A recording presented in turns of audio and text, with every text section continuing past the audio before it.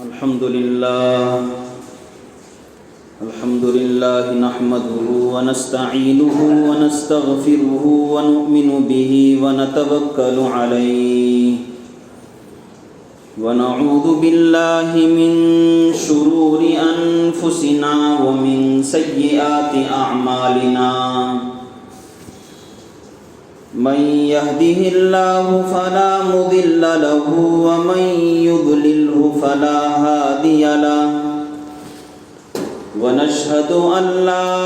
إله إلا الله وحده لا شريك له ونشهد أن سيدنا ومولانا محمدا عبده ورسوله أما بعد فقد قال الله تبارك وتعالى في القرآن الكريم فأعوذ بالله من الشيطان الرجيم بسم الله الرحمن الرحيم للرجال نصيب مما ترك الوالدان والأقربون وللنساء نصيب مما ترك الوالدان والأقربون مما قل منه أو كثر نصيبا مفروضا وقال النبي صلى الله عليه وسلم من قطع ميراثا فرضه الله قطع الله ميراثه من الجنة وقال رسول الله صلى الله عليه وسلم من فر من ميراث وارثه قطع الله ميراثه من الجنة يوم القيامة أو كما قال عليه الصلاة والتسليم صدق الله العظيم وصدق رسوله النبي الكريم ونحن على ذلك لمن الشاهدين والشاكرين الحمد لله رب العالمين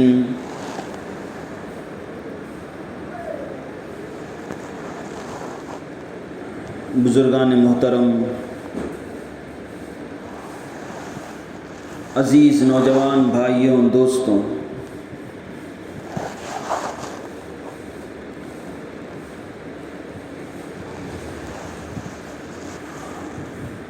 پچھلے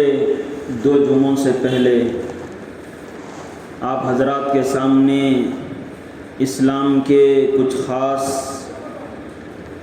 پہلوؤں کو اور اسلام کے کچھ خاص احکامات کو معاشرت کے تعلق سے بیان کر رہا تھا۔ درمیان میں اللہ تبارک و تعالیٰ نے ایک مقدس سفر مقدر فرمایا تھا،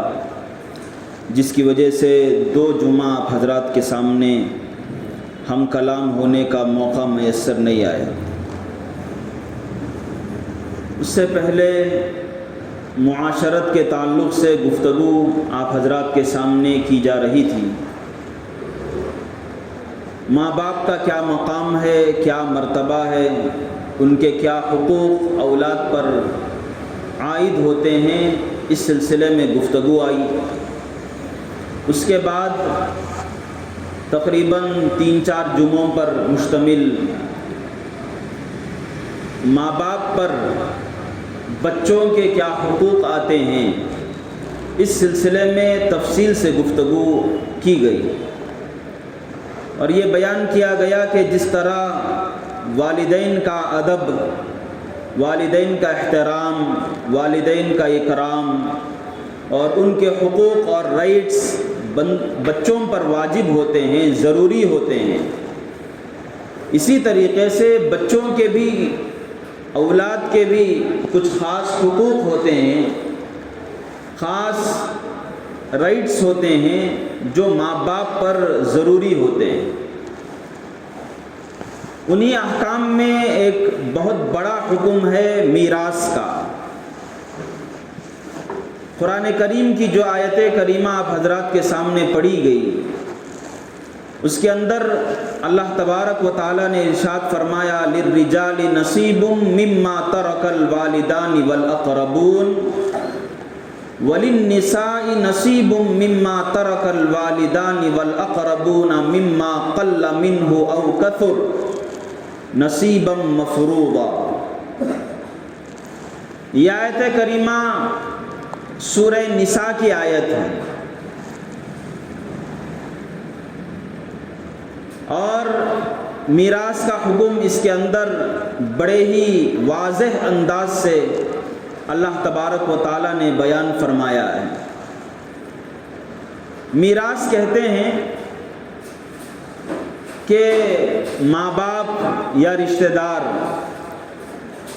اگر کوئی انتقال کر جائے تو اس کا جو چھوڑا ہوا مال ہے دنیا کے اندر، اس کے اندر اللہ تبارک و تعالیٰ خاص لوگوں کو کچھ حصہ مقرر فرمائے ہیں جن کا دینا ہر مسلمان پر، ہر آدمی پر ضروری ہوتا ہے۔ میراث کا تعلق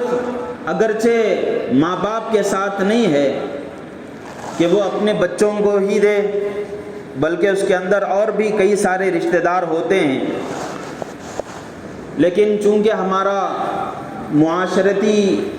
عناوین کے تعلق سے ایک طویل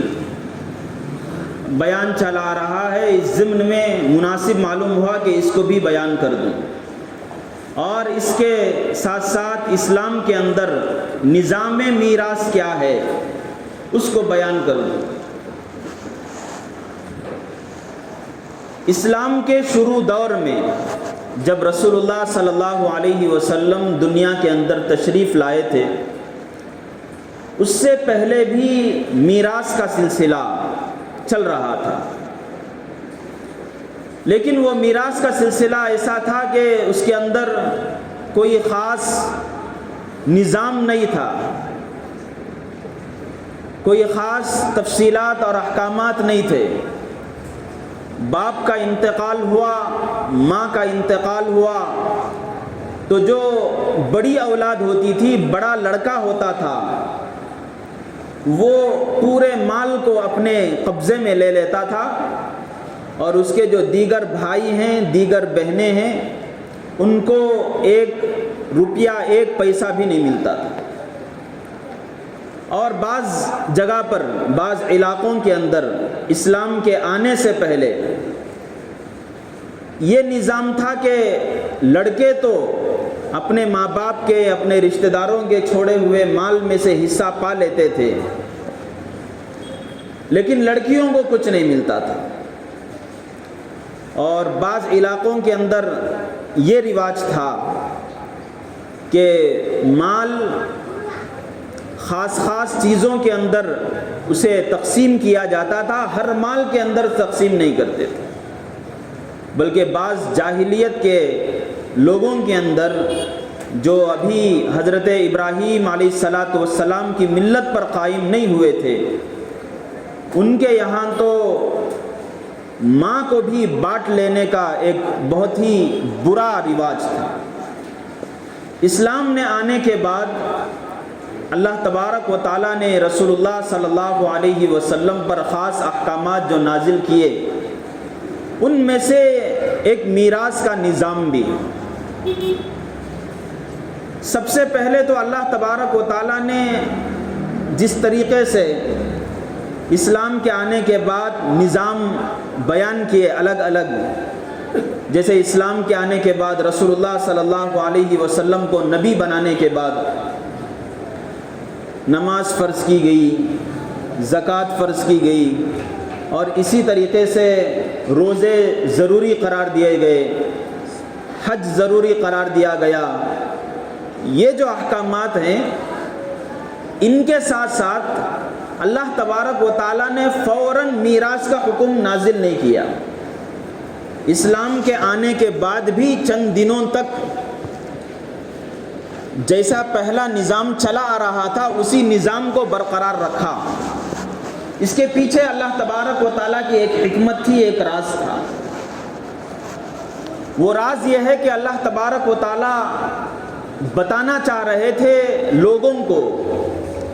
کہ اگر یہ میراث کا نظام لوگوں کے ذمے سپرد کر دیا جائے اور لوگوں کے حوالے کر دیا جائے تو کس طرح کی بے اعتدالی ہوتی ہے، کس طرح کی ناانصافی ہوتی ہے اور کس طرح کا ظلم ہوتا ہے۔ چنانچہ رسول اللہ صلی اللہ علیہ وسلم کے پاس شکایتیں موصول ہوتی تھیں۔ ام کحلہ رضی اللہ تعالی عنہا صحابیہ خاتون ہیں، وہ آتی ہیں اور آ کر کہتی ہیں کہ میری 2 بیٹیاں ہیں اور میرے شوہر کا انتقال ہو گیا، لیکن ان بچیوں کا جو چچا یا تایا تھا پورے مال کو اپنے قبضے میں لے گیا اور نہ میری بچیوں کے لیے نہ میرے لیے 1 پیسہ بھی اس نے چھوڑا۔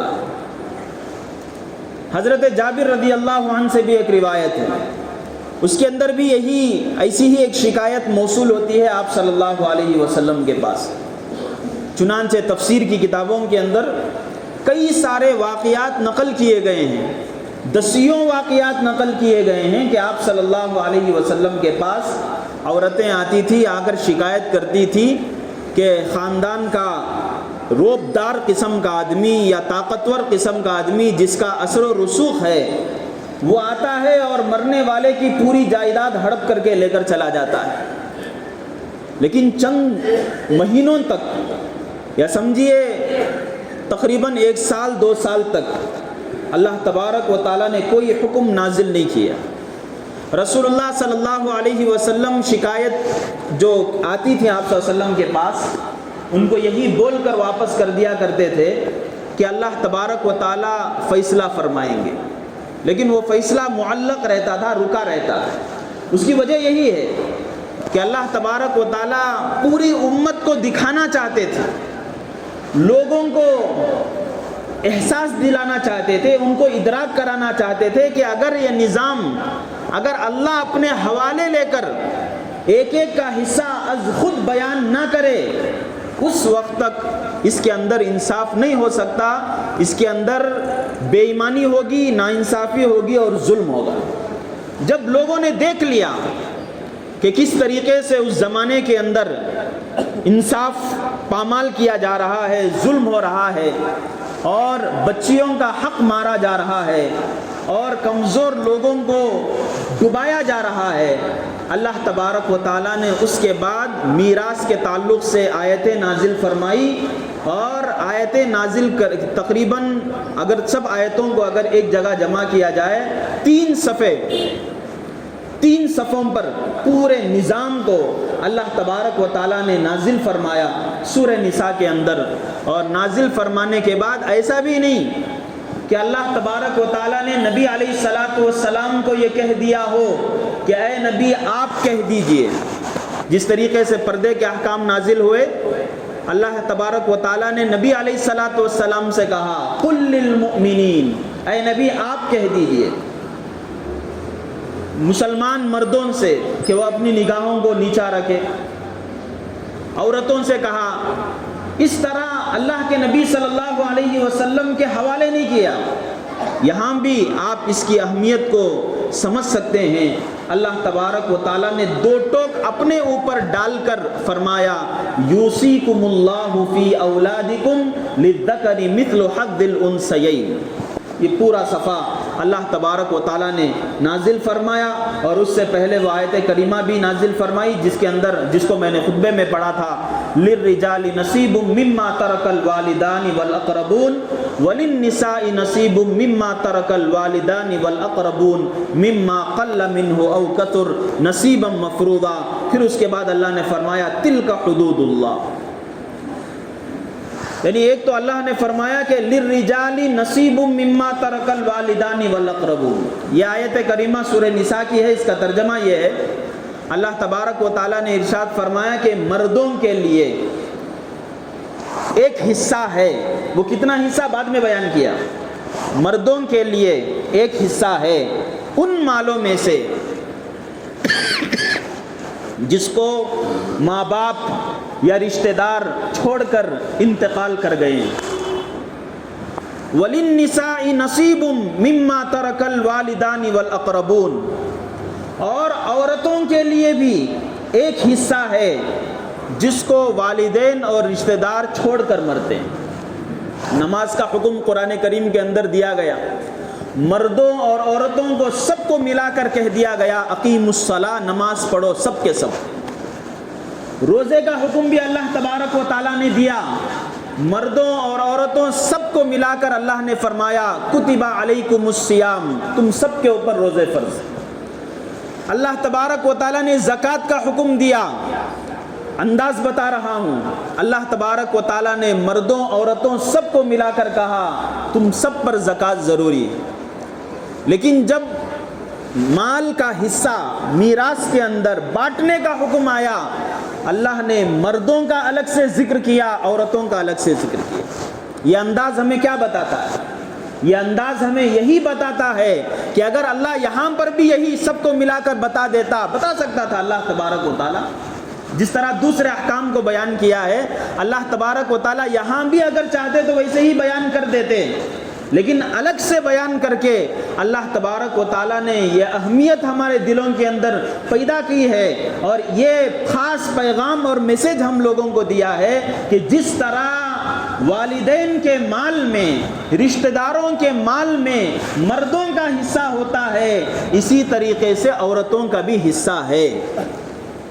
جس طرح مردوں کا حصہ ہے للرجال نصیب مما ترک الوالدان والاقربون، ماں باپ جو چھوڑ کر مرتے ہیں، رشتہ دار جو چھوڑ کر مرتے ہیں، ان میں سے مردوں کا بھی حصہ ہے۔ وللنساء نصیب مما ترک الوالدان والاقربون، اور عورتوں کا بھی مستقل حصہ ہے، الگ سے حصہ ہے ان مالوں میں سے جس کو والدین اور رشتہ دار چھوڑ کر مرتے ہیں۔ اس کے بعد اللہ نے فرمایا مما قل منہ او کثر، وہ مال کم ہو یا زیادہ ہو، وہ مال کم ہو یا زیادہ ہو، خواہ وہ مال جائیداد کے شکل میں ہو یا پھر یہ کہ وہ مال کپڑوں کی شکل میں ہو، گھر کی شکل میں ہو، گھر کے ساز و سامان کی شکل میں ہو۔ یہاں تک کہ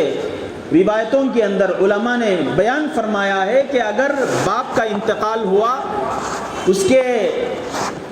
جبے کے اندر، جیب کے اندر ایک منقا بھی اگر رہ گیا، یہی لفظ ہے،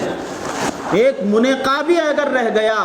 تو اس کے اندر بھی تمام ورثاء کا حق ہے، جس طرح لڑکوں کا حق ہے اسی طریقے سے لڑکیوں کا بھی حق۔ اللہ نے فرمایا مما قل منہ او کثر، ہر مال میں سے نصیبا مفروضا، اور یہ حصے وہ حصے ہیں جس کو اللہ تبارک و تعالیٰ نے صاف صاف بانٹ دیا، اور اللہ نے اس پورے نظام کو بیان کرنے کے بعد کہا تلک حدود اللہ، تلک حدود اللہ، یہ اللہ تبارک و تعالیٰ کے طے کردہ حدود، یہ اللہ تبارک و تعالیٰ کے طے کردہ حدود ہیں جن کو اللہ تبارک و تعالیٰ نے طے کر دیا ہے کہ اتنا حصہ اس کا ہے، اتنا حصہ فلاں کا ہے، اتنا حصہ فلاں کا ہے، اللہ تبارک و تعالیٰ نے طے کر دیا ہے۔ اور اس کے بعد اللہ تبارک و تعالیٰ نے ارشاد فرمایا وَمَن يَتَعَدَّ حُدُودَهُ يُدْخِلْهُ نَارًا خَالِدًا فِيهَا تِلْكَ حُدُودُ اللَّهِ وَمَن يُطِعِ اللَّهَ وَرَسُولَهُ يُدْخِلْهُ جَنَّاتٍ تَجْرِي مِن تَحْتِهَا الْأَنْهَارُ خَالِدِينَ فِيهَا۔ نظام میراث کو بیان کرنے کے بعد اللہ نے فرمایا کہ یہ نظام ہے، یہ سسٹم ہے جو اللہ تبارک و تعالیٰ نے فرض فرمایا ہے، ضروری قرار دیا ہے، اس کے نظام کے مطابق اگر چلو گے، اللہ کے بیان کردہ، رسول اللہ صلی اللہ علیہ وسلم کے بیان کردہ نظام کے مطابق، اللہ نے فرمایا اللہ تبارک و تعالیٰ کل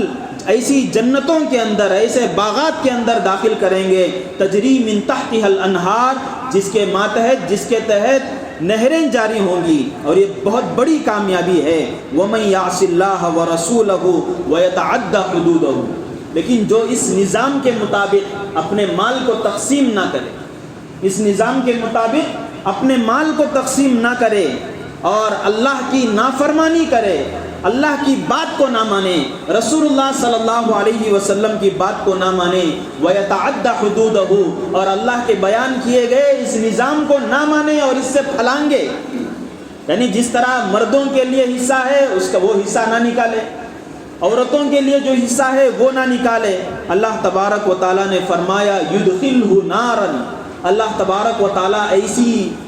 خطرناک جہنم کی آگ کے اندر اسے داخل کریں گے، خالداً فیہا، جس کے اندر وہ ہمیشہ ہمیش رہے گا، وَلَهُ عَذَابٌ مُّہِینٌ، اور یہ عذاب ایسا ہے جو بہت ہی ذلیل کر دینے والا ہے۔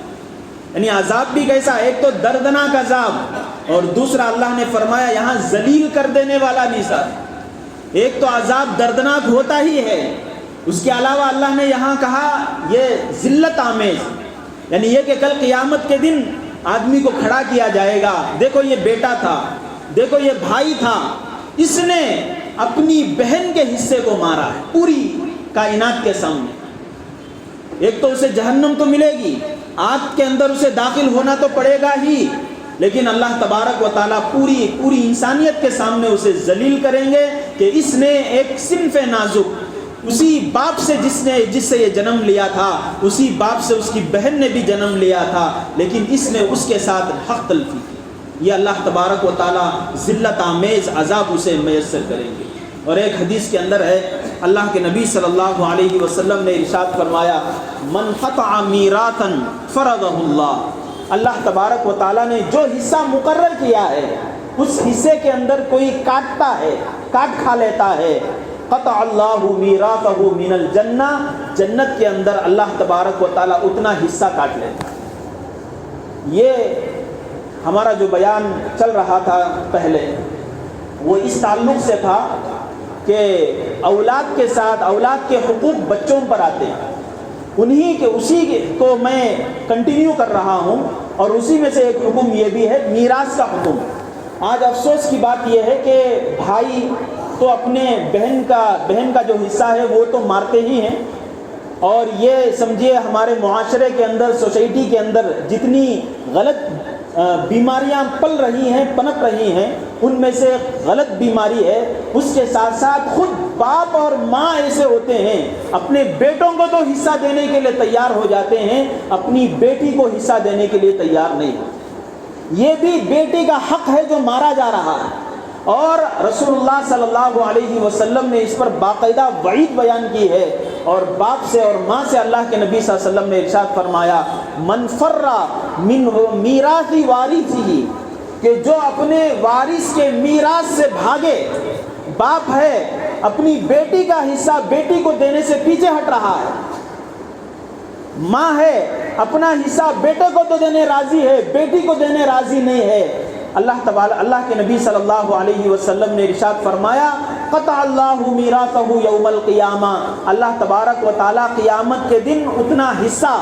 آدھا حصہ، مثال کے طور پر ایسا نہیں کہ یہاں 3/30 کو 40 اگر سائڈ یہ کر لیے ہو تو جنت کے اندر بھی اللہ تبارک و تعالیٰ اتنا حصہ ختم کر لیں گے، نہیں،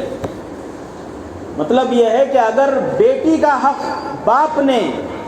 مکمل ختم کر دیا تو جنت کے اندر اس کی پوری زمین چلی جائے گی۔ بھائی نے اپنی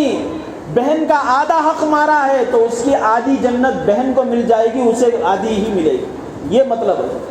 تو اللہ تبارک و تعالیٰ اس کا اتنا حصہ ختم کر کے اس طرح دیتے ہیں، اور بعض روایتوں کے اندر ہے کہ اگر زمین اور جائیداد ایسا اگر کر دیں گے تو کل قیامت کے دن میراث کا حق مارنے والا اس کے گلے میں اس زمین کو توق بنا کر ڈال دیا جائے گا۔ تو بھائیوں، یہ جو مسئلہ ہے میراث کا مسئلہ، یہ ایسا مسئلہ ہے جیسے کہ شروع میں نے کہا، اللہ تبارک و تعالیٰ نے ایک نظام بنایا اور شروع میں لوگوں ہی کے حوالے کر دیا، لیکن لوگوں کے حوالے کر کے پریکٹیکلی اللہ تبارک و تعالیٰ نے امت کے اندر دکھا دیا کہ اگر اللہ از خود اس کے اندر انٹرفیئر نہیں کرے گا، اللہ تبارک و تعالیٰ خود ان احکام کو بیان نہیں کرے گا تو کس طریقے سے ظلم ہوگا۔ اللہ تبارک و تعالیٰ نے شروع دور میں پریکٹیکلی دکھا دیا۔ رسول اللہ صلی اللہ علیہ وسلم کے پاس باقاعدہ شکایتیں آتی تھیں، بعد میں اللہ تبارک و تعالیٰ نے احکام بیان کیے، اور اپنے اوپر احکام بیان کرنے کے بعد اللہ نے ہر ایک کا حکم بیان کیا۔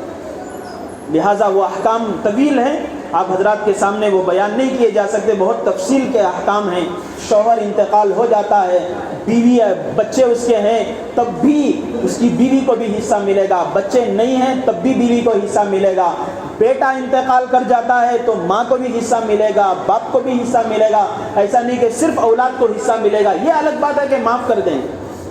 یہ معاف کرنا ایسا نہیں کہ جیسے ہمارے اس ماحول میں ہو چکا ہے کہ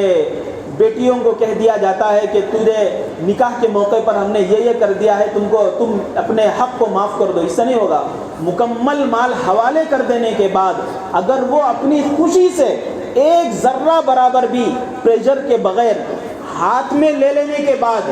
اپنے قبضے میں لے لینے کے بعد، پراپرٹی اپنے نام میں لکھوا لینے کے بعد اگر اپنی خوشی سے اگر وہ دیتی ہے تب جا کر وہ دوسرا مسئلہ۔ ورنہ اگر صرف مال کو سامنے رکھ کر اسے یہ کہہ دیا جائے کہ تم اس کو معاف کر دو، اس طریقے سے مال معاف نہیں ہوگا۔ اور یہ ایسا ہی ہے کہ ایک ایک پیسہ بھی جو لیتا ہے وہ حرام کا پیسہ ہے۔ اللہ تبارک و تعالیٰ نے ایک جگہ انہی احکام کو بیان کرتے ہوئے کہا یصلاھا جہنم، کہ ایسے کو اللہ تبارک و تعالیٰ جہنم کے اندر داخل کرے گا۔ تو بھائیوں، یہ نظام میراث ہے جو اللہ تبارک و تعالیٰ نے ضروری قرار دیا ہے، اور جس طریقے سے یہ دوسرے لوگوں پر فرض ہے، جس طریقے سے اور رشتہ داروں کے مال میں فرض ہوتا ہے، اسی طریقے سے ماں باپ پر بھی ضروری ہوتا ہے کہ وہ اپنے مال کو شریعت کے حکم کے مطابق بانٹے۔ شریعت کا حکم یہ ہے کہ بیٹی کو جتنا حصہ دیا جاتا ہے بیٹے کو اس کا دگنا دیا جائے، یعنی 2 حصے بیٹے کو دیے جائیں تو 1 حصہ بیٹی کو دیا جاتا ہے۔ تو اس طریقے سے اس نظام کے مطابق، اور یہ الگ الگ ہوتا ہے، جس سے آدمی انتقال ہوتا ہے تو اس کے رشتہ داروں کے اعتبار سے مسئلہ الگ ہوتا ہے۔ جب بھی انتقال ہو جائے تو فوراً رشتہ داروں کی لسٹ بنا کر کسی عالم یا مفتی کے پاس یا دارالقضاء میں دارالافتاء کے اندر آپ دیں گے تو وہ کتنا حصہ بنتا ہے وہ دے دیں گے وہ بنا کر۔ تو اس نظام کے مطابق چلیں گے تو سمجھے ہم اللہ تبارک و تعالیٰ کے نظام کو مان رہے ہیں، اور اللہ تبارک و تعالیٰ نے جو وعدے ارشاد فرمائے ہیں ان وعدوں پر ہم مکمل طریقے سے پابندی کے ساتھ مکمل طریقے سے ہم ان پر چلنے والے بنیں گے۔ لیکن اگر اس کے اندر گڑبڑی ہوگی مال کی خاص طور پر، کل قیامت کے دن اللہ تبارک و تعالیٰ بھی معاف نہیں کرے گا۔ جب تک حق والے دنیا کے اندر معاف نہیں کریں گے، آج بہن ہے یا پھر یہ کہ آج ماں ہے کمزور ہے، وہ